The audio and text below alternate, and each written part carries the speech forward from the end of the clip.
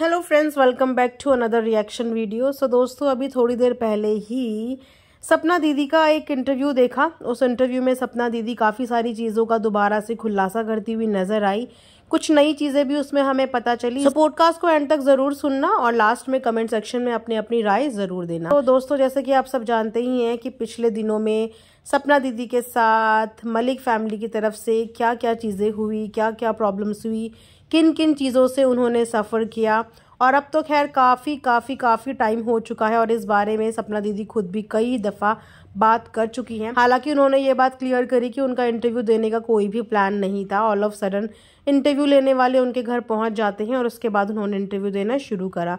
और कोई भी इंटरव्यू कंप्लीट तब तक हो ही नहीं सकता जब तक इनके भाइयों की बातें ना हो या इनकी कंट्रोवर्सी से रिलेटेड बातें ना हो।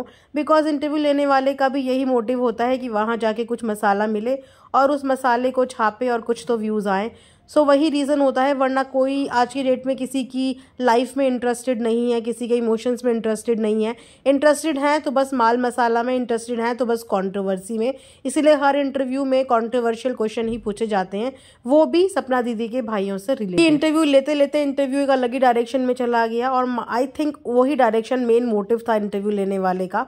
तो अगेन से भाइयों के बारे में जिक्र छिड़ा और भाइयों के बारे में बात सुनते ही वापस से सपना दीदी का होता है इमोशनल ब्रेकडाउन। वैसे हमने अक्सर देखा है कि जब भी इनके भाइयों का जिक्र छिड़ता है ना, इनका इमोशनल ब्रेकडाउन होता ही होता है। इनकी आंखों से आंसू आते ही आते हैं। अभी कुछ टाइम पहले भी ये आपको अपने उस भाई का घर दिखाती हुई नजर आई थी जिस भाई को लेके इनके कैरेक्टर के ऊपर बात की गई थी कि कोई आया था जो रात को इनको गाड़ी में बिठा के लेके गया।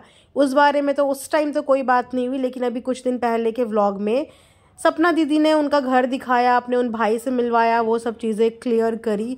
तो इंटरव्यू लेने वाले ने भी यही सब पूछा कि आप ये सब चीज़ें क्लियर क्यों करती हैं, आपको क्या ज़रूरत है क्लियर करने की। तो उस पर उन्होंने बोला कि मैं उस दिन ऑल ऑफ सडन वहाँ पे गई भाई के घर, तो मुझे बीती बातें, पिछली बातें अचानक से याद आ गई और याद आने के बाद मुझे लगा कि मैं वीडियो बनाती हूँ और ऑडियंस को दिखाती हूँ। सो यहाँ पे ना मुझे चीज़ें थोड़ी सी अजीब सी लगी कि ऐसा नहीं होता है। जब जो चीज़ें चुभी होती है ना, इंसान गुस्से गुस्से में उसी समय उन चीज़ों को क्लियर कर देता है। इतने टाइम के बाद वहाँ पे आना और इतने टाइम के बाद चीज़ों को दिखाना, जबकि ये चीज़ें अब सोशल मीडिया से थोड़ा सा हटी गई हैं और बहुत से लोग तो भूल भी चुके हैं। अब नई नई ऑडियंस सोशल मीडिया पे आती है, उनको ये सब चीज़ें नहीं पता होती अगर आप लोग बार बार इन चीज़ों का जिक्र नहीं करेंगे। बिकॉज उस समय ये चीज़ें वायरल हुई, उस समय की अलग ऑडियंस होती है। आए दिन यूट्यूब के अंदर नए लोग आते हैं, नई ऑडियंस आती हैं, तो पुरानी चीज़ें पे सिर्फ पुराने लोगों को ही पता होती, नए लोगों का इतना ध्यान नहीं जाता।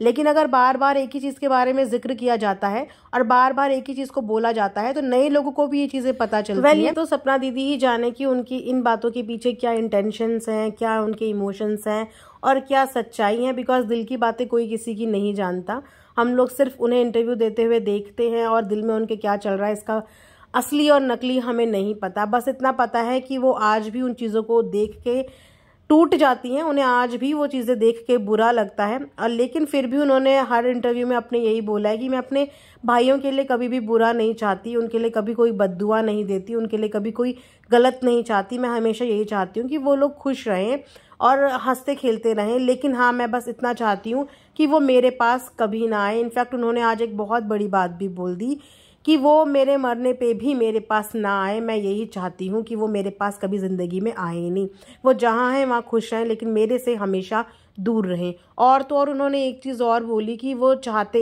अगर मुझे मेरे मायके वालों का सपोर्ट होता, अगर मेरे भाई वगैरह मुझे सपोर्ट करते तो मैं कब के अपने वो 3 केस जीत चुकी होती। वो 3 केस आज तक मैं लड़ नहीं रही होती, लेकिन मेरे मायके वालों ने, मेरे भाइयों ने, मेरे परिवार ने मुझे सपोर्ट ही नहीं किया। और अगर वो लोग मुझे थोड़ा भी सपोर्ट करते तो आज मैं इस कोर्ट केस के चक्कर से आज़ाद होती। तो ये बात मुझे समझ में नहीं आई। बिकॉज पहले तो इन लोगों के बहुत अच्छे रिलेशन थे, सब कुछ अच्छा था, बातचीत अच्छी चल रही थी, व्लॉगिंग अच्छी चल रही थी, तो उस समय पे भी भाइयों ने इनके केस में सपोर्ट क्यों नहीं किया? क्योंकि चलो अभी तो चीज़ें सब कुछ गड़बड़ा गई हैं, दूरियां बन चुकी हैं, डिफरेंसेस क्रिएट हो चुके हैं, तो अभी तो मदद करने का सवाल ही पैदा नहीं होता। तो पहले ऐसे क्या रीजंस हुए जिसकी वजह से इनकी मदद नहीं की गई? क्योंकि व्लॉग में तो हमें बहुत प्यार मोहब्बत दिखी थी पहले इन लोगों के बीच में, कि दोनों भाई बहनों के बीच में, इन सब परिवार के बीच में बहुत प्यार है। तो उस समय क्यों नहीं सपना दीदी का सपोर्ट किया गया? अब तो खैर उम्मीद ही नहीं है, बट पहले क्यों नहीं किया गया, ये चीज़ें ना थोड़ी सी समझ नहीं आई। बिकॉज ये भी बात सही है कि अगर वो लोग चाहते, बिकॉज जो मानो या ना मानो बट इनके भाई का नाम तो है और उनकी काफ़ी अच्छी खासी पहचान भी है, वो चाहते तो अपनी बहन को इस कोर्ट केस के जंजाल से बाहर निकाल सकते थे, बिकॉज कोर्ट केस के मामले में वो खुद भी काफ़ी एक्सपीरियंस होल्डर हैं, तो वो चाहते तो निकाल सकते थे। बट क्या रीजंस हुए होंगे कि उन्होंने इनके केस में इंटरफेयर ही नहीं किया या अपनी बहन के केस में उनकी कुछ हेल्प ही नहीं करी। कुछ ना कुछ तो रीजंस हुए होंगे, वरना कौन नहीं चाहता अपनी बहन की हेल्प करना। पता नहीं क्या रीजन से क्या नहीं। उसके बाद उनके कमेंट सेक्शन में भी काफ़ी लोगों ने उनको फिर से नेगेटिव बोलना शुरू कर दिया, और जो लोग उन्हें पसंद करते थे उन्होंने इस बात में सपोर्ट किया कि बहन बहन ही होती है, चाहे भाई कुछ भी कर ले, लेकिन बहन का दिल अपने भाई के लिए कभी भी ना गलत बोल सकता है, ना गलत बद्दुआ निकाल सकता है। लेकिन वहीं पे जो लोग उनको नहीं पसंद करते थे उन्होंने बहुत ज़्यादा नेगेटिव कमेंट्स भी करे कि ये सब कुछ इनका नाटक है, रोने धोने का ड्रामा है, व्यूज़ नहीं आ रहे हैं तो ये ऐसा कर रही हैं। और मैंने भी हमेशा से यही बोला कि जब कोई बात ठंडी पड़ जाती है ना, दब जाती है, तो उस बात को ना उठाना नहीं चाहिए, क्योंकि हमेशा से मैंने यही देखा है कि सामने से, यानी कि कालू भैया की फैमिली की तरफ से कभी भी किसी ने कुछ बोला नहीं, मतलब स्टार्टिंग उन्होंने कभी करी ही नहीं। अभी भी वो लोगों के व्यूज़ बहुत ड्रॉप हो चुके हैं, लेकिन उन्होंने एक बार भी कंट्रोवर्सी करने का ना सोचा ना नाम लिया। वो लोग चाहे 1000-2000 व्यूज़ में ही खुश हैं, लेकिन वो किसी का नाम नहीं ले रहे हैं, वो अपना काम कर रहे हैं, अपनी मेहनत कर रहे हैं। लेकिन वहीं पे अगर बात करी जाए सपना दीदी की, तो अक्सर मतलब कंट्रोवर्सी के बाद कई दफ़ा इन्होंने उस चीज़ का जिक्र किया, उस चीज़ के बारे में बात की। मे भी हो सकता है इनके इमोशंस, दिल टूटा है, बार बार याद आता है, बुरा लगता है, लेकिन फिर भी उनके कंपैरिजन में इन्होंने कई बार उस बारे में बात की। उसके अलावा सपना दीदी ने एक और चीज़ बताई, वो है इनकी बीमारी के बारे में। जैसे कि आप सब जानते ही हैं कि इनके व्लॉग में भी काफ़ी टाइम पहले आपको देखने को मिला कि ये अक्सर बीमार रहती थी, कुछ पेट वगैरह में दर्द बताती थी। मैं तो ज़्यादा व्लॉग फॉलो नहीं कर पाती, बस थोड़ा थोड़ा ही मुझे आइडिया है। अगर कहीं पे मुझे कुछ गलत पता चल रहा होगा तो कमेंट सेक्शन में आप लोग मुझे क्लियर ज़रूर करना, करेक्ट ज़रूर करना। तो उस पर भी इन्होंने अपनी बीमारी के ऊपर पर से भी एक पर्दा हटाया। इन्होंने बोला कि मेरी तबीयत इतनी ज़्यादा ख़राब है कि मैंने 2.5 महीने तक कुछ खाना नहीं खाया, और उसके बाद भी किसी ने मुझसे पूछा नहीं कि मेरी बहन क्यों खाना नहीं खा रही है, या बहन के साथ क्या हो गया, या क्यों खाना नहीं खा रही है। किसी ने कोई भी मतलब बॉदर नहीं किया। और अगर आज इनकी बीमारी की करंट स्टेटस का पता करें तो इनके कहे मुताबिक ये बोल रही थी कि बस 5% रह गए हैं मुझे कैंसर होने में। तो कैंसर जैसी बीमारी अपने आप में एक बहुत बड़ी बीमारी है, मतलब मुंह से नाम लेते हुए भी 1% के लिए हिचकिचाहट हो जाती है ऐसी बीमारी का। भगवान कभी किसी दुश्मन को भी ऐसी बीमारी ना दे, ऐसी क्या किसी दुश्मन को भी कभी कोई बीमारी ना लगे।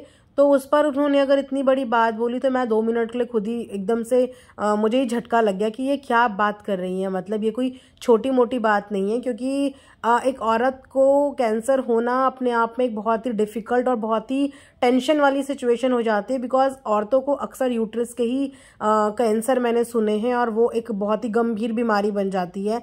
सर्वाइवल भी बहुत कम मैंने देखा है। ऐसी बीमारी नहीं कभी किसी को लगनी चाहिए। और अगर सपना दीदी ऐसी बीमारी के इर्द गिर्द भी उनका मेडिकल इश्यूज चल रहे हैं तो इस समय उन्हें अपनी बहुत ज़्यादा केयर करने की ज़रूरत है, बिकॉज उनकी अलावा उनकी बेटी का और कोई भी नहीं है। और ये सच में बहुत ज़्यादा सोचने वाली बात है कि अगर इन बातों में सच्चाई है तो उन्हें इस समय बहुत ज़्यादा मेडिकल अटेंशन की ज़रूरत है, और उनकी परिवार को इस समय उनके साथ देने की ज़रूरत है। अगर वाकई में वो इतनी डेंजर बीमारी से डील कर रही है तो गिले शिकवे दूर करके मुझे लगता है कि परिवार को थोड़ा सा सपोर्ट और साथ देना चाहिए, क्योंकि देखो लड़ाई झगड़ा हर परिवार में होता है, मनमुटाव भी हर परिवार में होता है, लेकिन ऐसा कोई झगड़ा नहीं है जो सॉल्व नहीं हो सकता।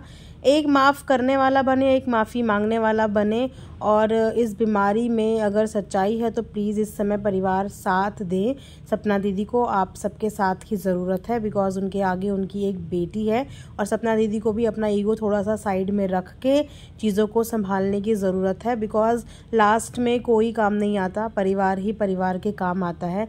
ये यूनिवर्सल ट्रूथ है। आप चाहे कितने भी सब्सक्राइबर समझ लो, कितना भी यूट्यूब में फ़ैन फॉलोइंग समझ लो, लेकिन दुख सुख में परिवार ही काम आता है, अपने ही काम आते हैं। आई होप कि इन लोगों के बीच की दूरियां खत्म हो जाए। मुझे बच्चों का सोच के थोड़ा सा बुरा लगता है, और ये बीमारी सोच के तो मैं कुछ ज़्यादा ही मतलब टेंशन में आ गई हूँ। तो बस चीज़ें ठीक हो जाए।